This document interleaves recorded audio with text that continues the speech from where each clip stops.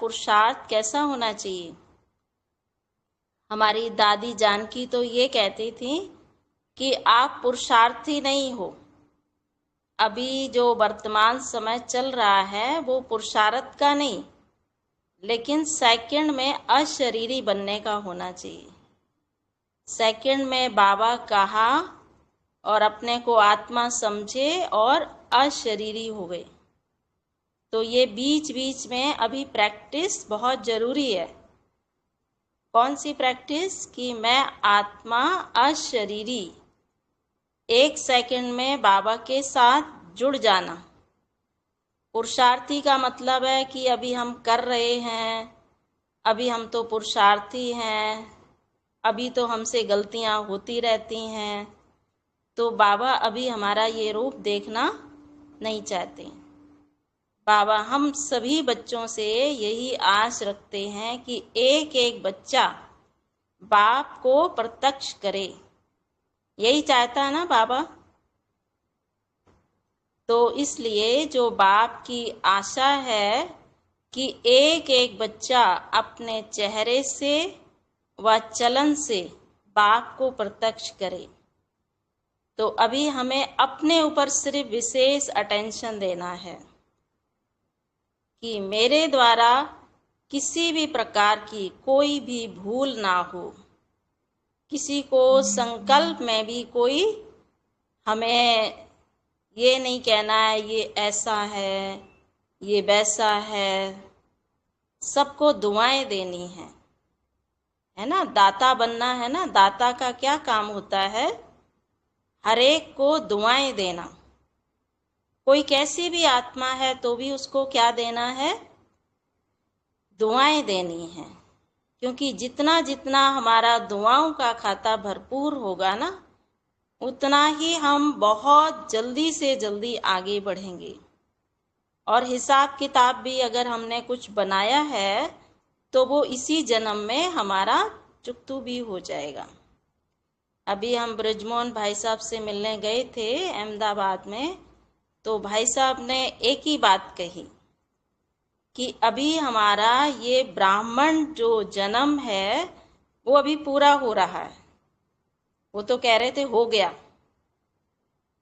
तो फिर अभी कौन सा स्वरूप है ये हमारा?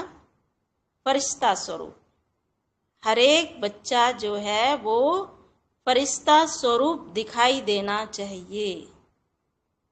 बाबा भी यही चाहता है कि अब हर एक बच्चा जो है वो फरिश्ता दिखना चाहिए। ब्राह्मण का मतलब है कि पुरुषार्थी, जैसे बताया ना। पुरुषार्थी में थोड़ी बहुत कमियां हो सकती हैं, लेकिन संपूर्ण के अंदर कोई भी कमी नहीं हो सकती। तो अभी हम सभी फरिश्ता बनेंगे ना, बनेंगे ना सभी फरिश्ता। तो इसलिए ये बीच में एड्रेस। हाँ जी, हाँ जी, आपकी आवाज आई है। तो हम सभी बीच बीच में ये हर घंटे में ये अभ्यास करेंगे कि मैं फरिश्ता हूँ, मैं फरिश्ता हूँ। मुझे बाबा को प्रत्यक्ष करना है।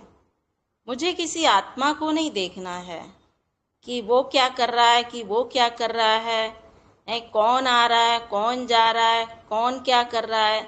इससे हमारा कोई लेना देना नहीं है।